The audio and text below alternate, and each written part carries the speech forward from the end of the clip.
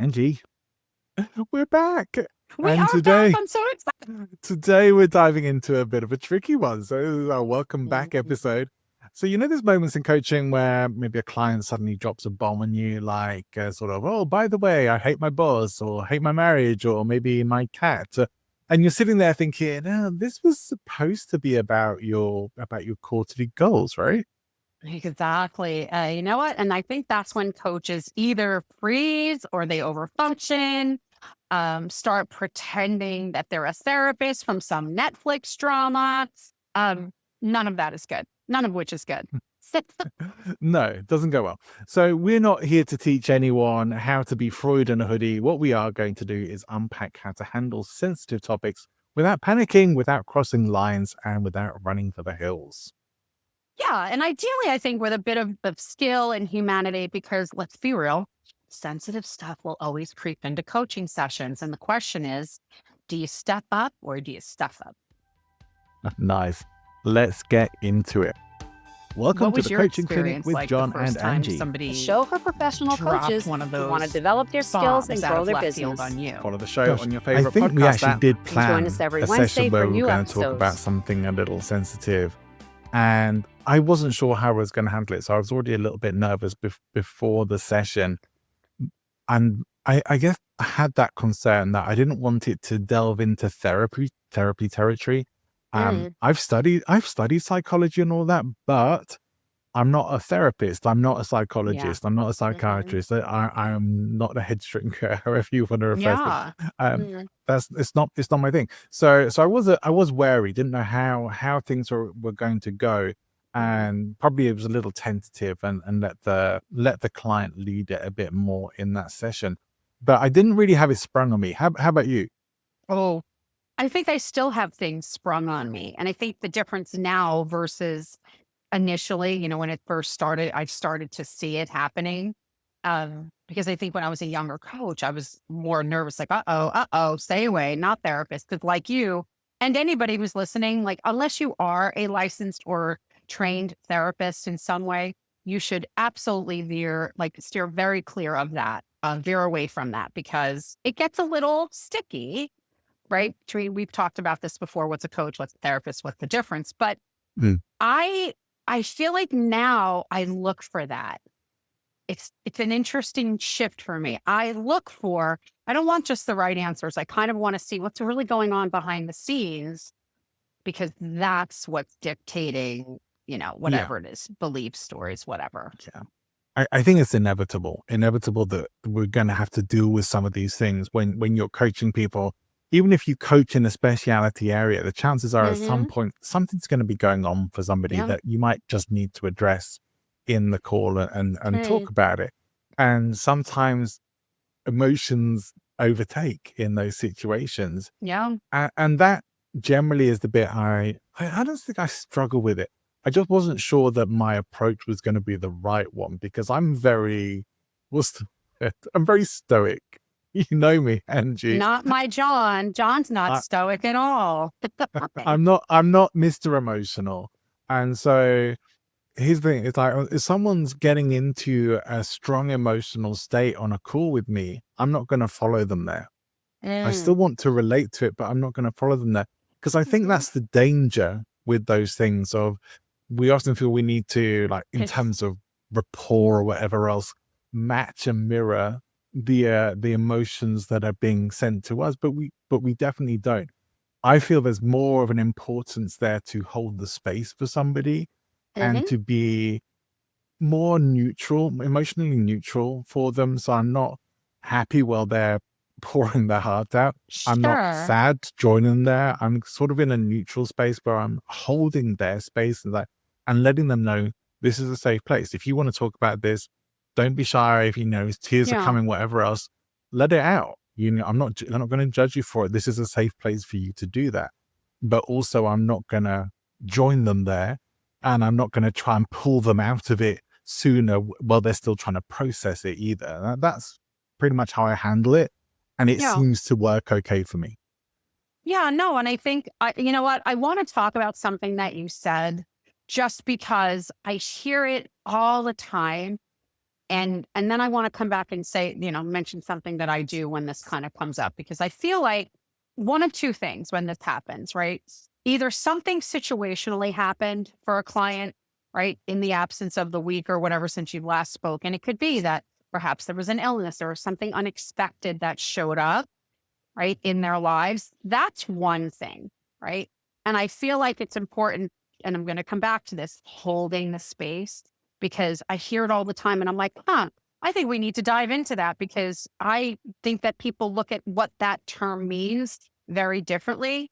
But anyway, let me kind of come back. So, but when somebody comes out with a statement that's not just situational, like, oh, my cat died, or something, and I'm feeling all the feels today, you as the coach have the authority, right, and the permission to say, well, should we still be doing this session? It depends on what it is. Sometimes it's better to push them to stay in because they need the session, even if they don't realize it. And other times I think we need to honor them and just let them go and have their space, because we're not therapists. We need to sometimes step away. But the thing that the surprise is, which is what we're really talking about, I've kind of learned to give them that minute to, whatever, like a minute or two to say, well, wait, what do you mean you hate your husband? That's news. Pause. Stop the presses. Tell me a little bit about that. And if they start trying to go, wow, back in the beginning of time, wait. And I'll bring them back to center, which is now, and say, well, how is this affecting you today, right? I just shift it into how does that affect what you're doing, how you're living, your moment, your energy, whatever that is, because I don't want to focus on the it. I want to focus on the what is the result of that. This way I can stay coaching and not focus on the focus.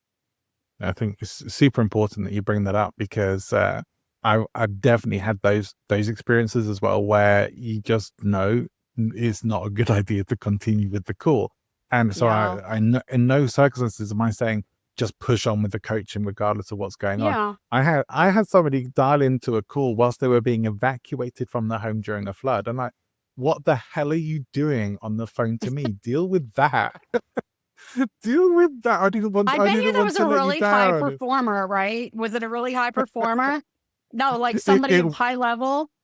It wasn't so much, but it was someone who's just like, I didn't want to let you down. And I thought that, it'd be rude not to show. I was like, oh no, please just go and deal with your emergency. And we can sort ourselves out when things are a bit more settled for you. But oh my goodness, those sorts of things, like, no, we do not continue with the coaching call. Or my brother-in-law died this morning. Well, please go and deal with your family first and sort that out. This is not the time for us to have a call. It's just, yeah. But see, when they want to cling on, but you know what, in that space, I've had several people throughout the course of my career that came with something really big, right? Where I was served with divorce papers this morning. I had a death in the family, or somebody had a heart attack. I've had those happen. And sometimes I have to push them off, like kind of get them, like shake them off my leg, if you will. And I don't mean that to sound negative, people, like don't come at me. I just mean that they're so desperate for comfort in that moment. And if I have a great rapport with them, of course they want to come and latch on a little bit. And I have to kind of push that away and say, I'm here for whatever you need. I'll probably give them about 10 minutes and say, I'm very sorry that this is going on. I don't just like hang up and say, go deal with that. Right. Of course, I'm an empathetic human being, and say, you know what I think, like, what do you think you really need? You don't really need me. What do you really need? And then guide them to go do that instead of talking to me. Don't worry about the session. Yeah. Absolutely. Not just going to hang up on you in that situation. We want to try, like, we're going to guide you a bit. I'm always going to say something like, hey, look, this isn't going to count as one of your sessions, so don't worry, we'll book that in another time. But yeah, definitely get them focused on what they can do for themselves right now. So is that maybe a little bit of coaching, but a full session, not in those sorts of circumstances. I don't think that's a great idea. How do you manage it though, John? Like in the session, you're talking to Angie and Angie says, you know what? I really hate this, or maybe it's a goal that I've had, and all of a sudden I say after 20 sessions with you, you know what? I don't want to be a speaker anymore, you know? And you're like, well, wait a Funny minute, that we've should done come up. 20 Yeah. sessions. Yeah, it's funny that should come up, right? But I'm saying, so how do you navigate that? Like, what's the shock, and it has to be pretty quickly. We have to train ourselves to be not reactive, right? Not react, so to speak, outwardly, but say, okay, now how do I navigate this? So what do you do? Is there anything like specific, or is it a case by case? Fairly much the same thing in each situation. I first of all, when someone has quite a big turnaround like that, I want to get why. I want to understand why they've had that, because I want to know if it's just fear that's coming up for them, Hmm. if they're backing away from something that they do actually really want to do, but they just Yeah. the insecurity or the imposter syndrome or whatever else is kicking Yeah. in. I want to know if that's what's going on for them. And so we are going to check in. It's like, all right, just, how do we come to this decision? What's made you reach this point, and what's making this other path look more attractive? And I will ask direct questions like, is this about safety? Is this about wanting to feel safe? Or are you feeling fear coming up for you? Or are you just feeling, recognizing and realizing this isn't what I want anymore? Now, they could still bluff you on this if they really want to. If they're trying to deceive themselves on it as Or well, they will they just say, might, or they may not even know, right? they Themselves. They may may not. not even Yeah. realize that. But anyway, but go ahead. Sorry. But I think when you start, if that's the case, I think when you start diving in and asking the questions, Hmm. those more instinctive responses that will come up from them are going to be more truthful. Whereas if they are actively trying to deceive themselves, which Hmm. could happen, I don't think it happens very often, but I have come across it. Then you're going to feel a bit more blocked, but you probably are going to sense that they are trying to cut off your options into diving into that any further. They're not going to want to explore it. And that probably is going to be your cue, as there is something there. You have to make the call, or you might even Sure. say, maybe just address it directly and say, I feel like there's something there that you want to avoid. If you really don't want to talk about it, please just say, I really don't want to talk about it. Or maybe it's something we should get into. What do you think? Right. I think that because that has happened pretty often, I have had people quit jobs, literally like multiple six-figure jobs, and say, you know what, I've just had enough. And I, shake my head and go, wow, we've never talked about that once. Where did that come from? Oh, because of our coaching. And I'm like, what part? Right. Because it didn't ever come up. Um, Specifically. But like yourself, I definitely need to ask and verify. That's the first thing that pops into my head, is saying, okay, I don't want to tell them that this isn't the right thing, because maybe through the course of our journey, they are becoming more aware of what's more important. So I'll use, I had a couple of high level people quit very high level jobs and walk completely away from that career. It wasn't even the company or whatever. It was literally walking away from that space and, looking for freedom and being prepared to do that. I do. I don't think, like, I don't have a specific line of questions that I use. I think it's more of, oh, wow, that's exciting. Like, I will show up most of the time excited for them, because I'm going to treat it as though it's a new level of awareness. And the interesting thing is that when I've done that, there are a couple of times where the client was kind of off put. They were like, they weren't joining in the celebration. And I was Right. like, oh, well, wait a minute. So are you as excited as Yeah. me? And they, no. I'm like, really? I don't know, if I had something new or some clarity, I'd be so excited, but that's not you, and which is fine. So tell me, like, how you are really feeling. And then the verification comes in, whether it's like, yes, this is something that I really want to do. Because, right, for you and me as coaches, or anybody that's a coach, it shouldn't be at all our job to tell anybody what they should or shouldn't do, where they should be happy, what changes they should or shouldn't make, no matter how, because it's usually, when somebody makes that statement, it's usually a pretty bold statement, right? I've never experienced it on the lower level. The ones that have shocked me have usually been like, I quit my job on Friday. I didn't give them 2 weeks. What? tell me how much courage that took, right? Like I go Yeah. into the positive instead of going, wait, I'm shocked, because they feel like that's a bit of a judgment. Maybe a little. I definitely see the benefit of approach, that your approach, and how that leads that kind of result. And I think that fits much more with you. My style is a little more zen, and a little more. That's interesting. Oh, okay, yeah, that's interesting. Tell me more about that, or how are you feeling about that? So we'll probably end up in much the same place. Yeah, But yeah, they're just different ways of getting there. But yeah, it's sure. still the curiosity. That we still have to lead with curiosity Yeah. over judgment. Is like, this is yeah, I'm not never going to say this is a shock or this is a surprise, or say, all right, I might say, oh, I didn't expect to hear that today on the call, so tell me more about this. How are you feeling? Right. I might say something to the effect of, I didn't even realize that was, depending on what it is and who it is, right? We're making up scenarios here, but I might say, wow, I didn't even realize that was on the radar for you. Lots of courage, good, bad, or indifferent. How did you get there? Tell me what brought you there. I would love to know. So when I show up with that different level of curiosity, it just opens the door. I don't want, because I think you said this too. We've talked about it, where people, like you just said it today, I didn't want to let you down. Sometimes they don't tell us things because they are worried about what we think, and they kind of take to the project or the shift alone, because there's a question mark around it for them, whether it's ethical or something like that. Yeah. This is for me. I don't know how you're gonna feel.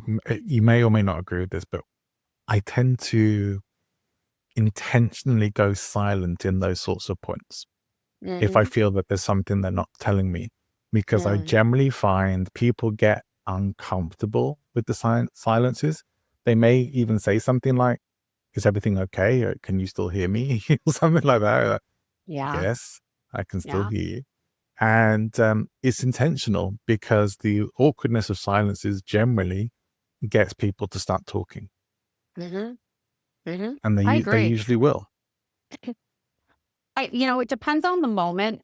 If I ask the question or if a statement's made, if they even make a statement sometimes that is shocking, I will allow for the silence. So I'm with you on that. I definitely feel like if you let it sit in the air, it creates the elephant in the room. And I'm certainly not addressing it. It's not my elephant.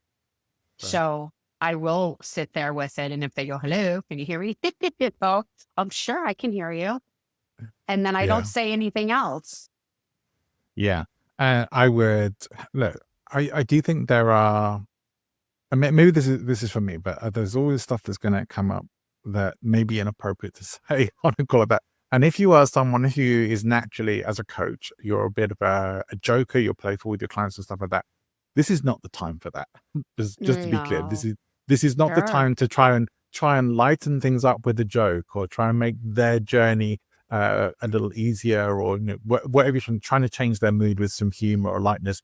This is not the time for that. You do need to know when is and when isn't the times for those sorts of things to come into your coaching work. This is the time for a little vulnerability and an emotional connection with them, and giving them the space to speak and the space to think. If anything, if you're going to say anything, maybe it's just, tell me more about that. Tell me more about that. So tell me this. So when you talk about the holding of the space, right? Because you didn't say that term just now, but you kind of said, I'm letting them. So when you think of holding space for a client, tell me what that means to you. Because again, I hear this all the time, and then I'm Yeah. kind of like, oh, is that what that means to you? I'm a little curious about that. Yeah. It really is a principle of giving. I'm creating some psychological safety. That's how I look at it. And Mhm. so, in the principle of that, psychological safety is about creating these environments of people where people feel that they can open up and say what's truly on their mind, truly in their heart. And that's what I want to give them. So, in doing that, Mhm. I'm really just being, and as I said, being this emotionally neutral place, where it's just like, you can talk, not judging you. I'm not going to interrupt you. I'm going to give you the space to think. So tell me more about this. Let's talk a bit more about that, as much as they Yeah. want to. they'll tell you whether they do or not, but not going to push anything. It's just Mhm. giving them space and being present and listening to them, so they know Mm, I'm here, I'm tuned into you and only you, and I'm listening mhm. to you. I'm listening to everything intently.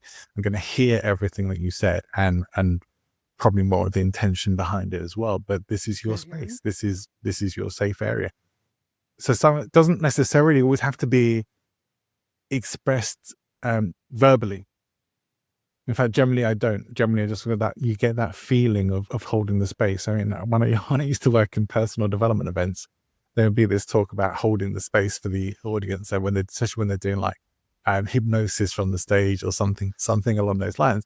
And that Mhm. they're talking about more on a sort of energetic, intentional kind of thing. And it's like, Sure. oh, okay, sure, fine. I don't know how relevant any of that is, but sure. Mhm. Um, but there is a big difference of how your energy shows up and how that affects the responses you get from somebody that you're working with. So for me, it is I'm creating an emotional space for you to be like, what do we call it? An emotional safe space for you. I know Mhm. that term probably has connotations that not everybody loves, but this is your safe space to tell me whatever you want to tell me, to get it Well, out. listen, And whether they like them or they don't, we're coaches, and the clients in our sessions always need to feel safe. It is a safe space. So for anybody who doesn't like that term, I don't really care, because we need to do that as coaches. Nobody wants to work with somebody that, yes, we can be challenging, but in a healthy way. I've had coaches that were jackasses and kind of bullies. Like, what do you mean you're not? I'm like, whoa, right? Thank you, daddy. I'm like, you're making me nervous. So anyway, I'm sorry. I wanted to say that because you referenced it. I was thinking mm, of it, and I was thinking like, oh, I wonder if anybody's going to say, oh, emotionally safe space, because I heard even people say it like that. And I'm like, what is wrong with you? We're coaches. Of course we're supposed sure, to have but emotionally there, safe space. but there is Sorry. this. I guess there is this interpretation or negative interpretation of a safe space being as more like somewhere where you are wrapping someone up in cotton wool to protect them from the world. Sure. That's not what Yeah. we're doing. We're helping to process. We are actually Yeah. investigating, digging deeper, showing up with curiosity. We are not we're not trying to create a ball of cotton wool to protect them from Sure. hearing something they don't want to hear, or facing up to Yeah. a hard truth or anything like that. So I think that's sort of the interpretation that people have had about safe Mhm. spaces. But I Yeah, I think agree. if you've ever found yourself in an environment where you didn't feel that you could comfortably express your true opinion, your true thought, your show up as yourself, then you have experienced not being in a psychologically safe space. You've Yeah, had that experience. I think there's probably nobody who hasn't felt like sure. that. Very few Yeah, people are that sort of what would you call it, ignorant of their environment, that sure. they wouldn't have some situations where things don't feel appropriate to say, or where Right. they maybe hold themselves back a bit from sharing what's coming up for them in their minds. We all have that. Or that space where you mentioned earlier where somebody has said, like, well, I didn't want to let you down. That's like a moment to really reframe things with a client Yeah. and make sure that they shift how they perceive you. You're not the authority, you're not a parent, you're not a boss. You are literally there as a safe space for them to be as vulnerable as you can get them to be.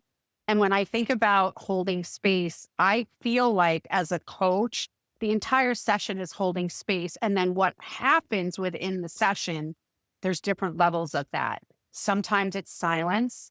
Sometimes it's lower energy, calmer energy. Sometimes it's different types of questions, right? Not so deeply provoking. Um, I just think it depends. And that's why I was asking you, like, what do you think about in terms of holding space and holding safe space? I think is really important, because when we're holding space, there's usually some kind of moment, right? There's something pretty big in the minute, and we need to adapt to what that is. But in my mind, when I think about holding space, I'm like, it's really my whole session, isn't it? For me, it is. There's a But the what really degree? nice book. There's a really nice book on this, which is called Time to Think, and it's by Mm. a lady called Nancy Klein. Have you come across it? I have not. And so what it really is about creating that space for somebody to be able to express themselves, to give them the room to be able to Mhm. think and to talk and to have those silences and to foster the safeness, the safety, and the um openness to be able to Yeah. get to the heart of things and for people to express themselves more deeply. And so that is if anyone's just thinking, oh yeah, I kind of like the sound of what you're saying with the holding the space sort of thing, but I don't really fully get how to do it or where to go with that. Yeah. I would check out that book, Time to Think by Nancy Klein. Lovely book, very gentle, very gentle Mm. read, and very helpful. And that not just in sort of coaching sessions for like life coaching, or she's in business situations and things like that, creating these spaces for people to think and to be able to express themselves. So it's a useful resource. I'm going to look into that because I would like to read more about that from a different perspective. Something I want to mention, and I don't know if you ever did this, but it's something that because I used to train coaches, in the coaching space. And one thing I noticed is that many times when or a coach like hits a nerve, right? They find an opening. They go, "Ooh, we did something here. We've struck gold." Something that happens when they stop holding space is they get so excited that they've finally struck gold that their energy increases and they kind of try to like pound it home and they ask more and more questions, right? More quickly, rapid fire. That's not holding space. I think that's something to recognize is that if you do happen to, and I hope that you are as coaches, right? You're finding, you're striking gold. And sometimes it's a big, big piece of gold.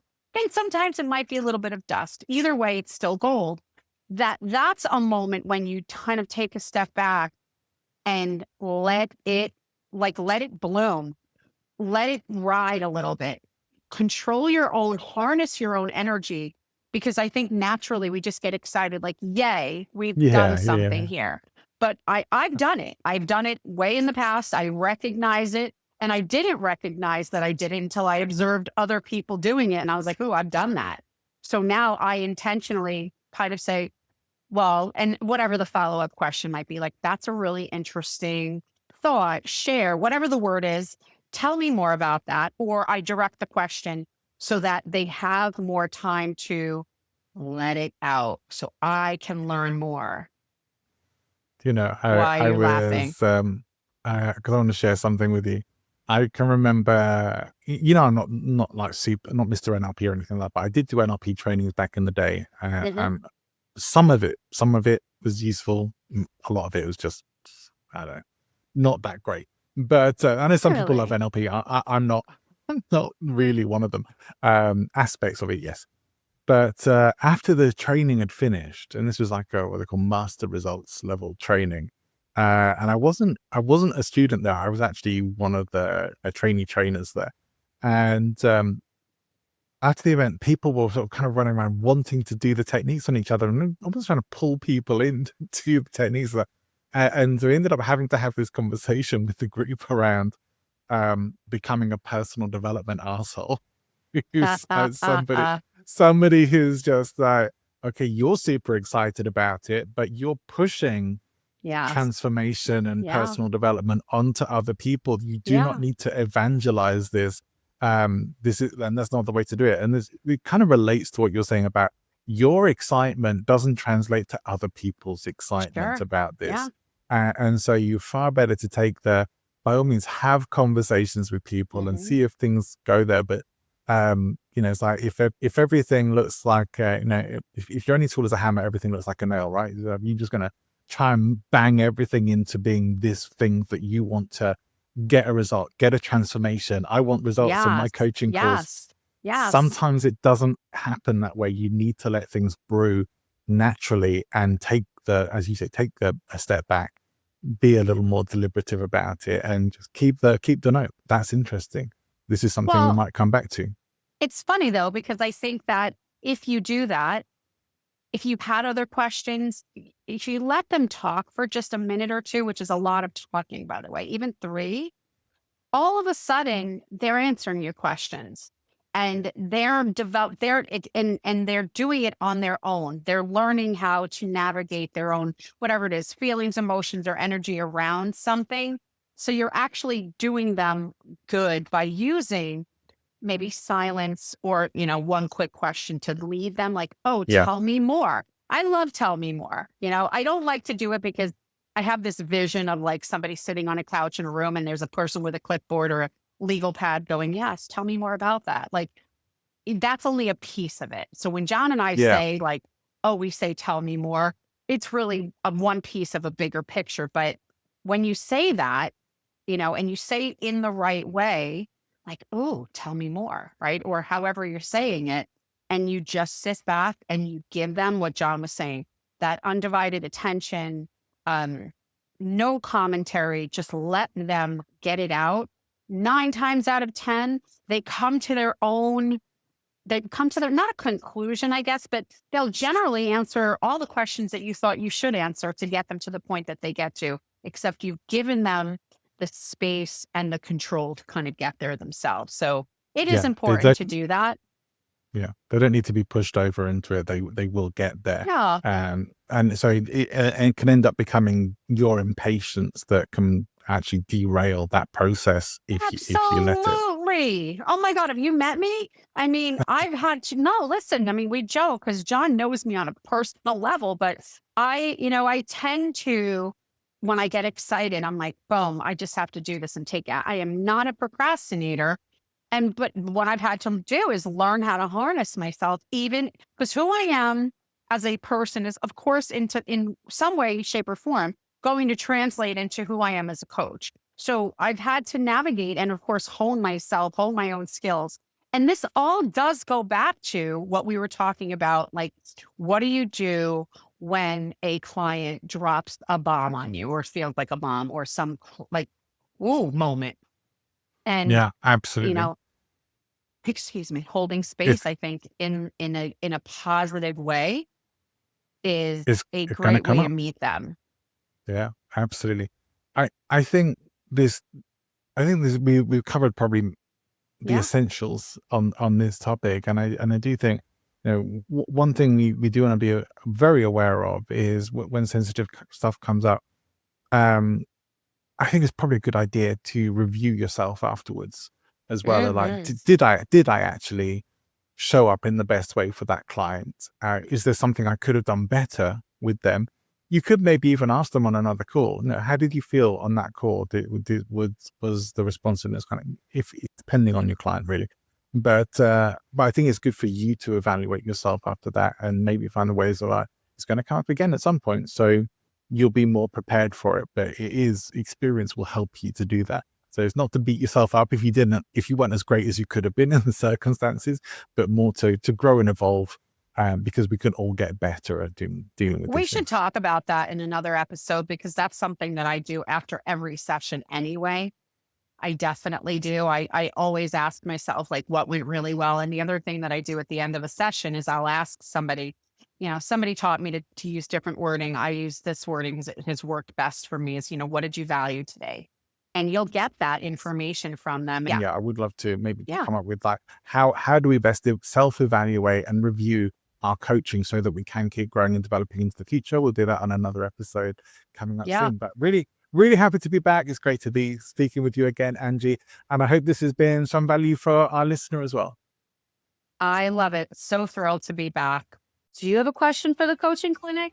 Reach out on LinkedIn to connect with Angie and John. Leave us a voicemail or video message and we will feature you on the show. You can also leave up to 90-second voicemail for free on www.speakpipe.com/the Coaching Clinic podcast. We'd love to hear from you. See you next time. Bye for now.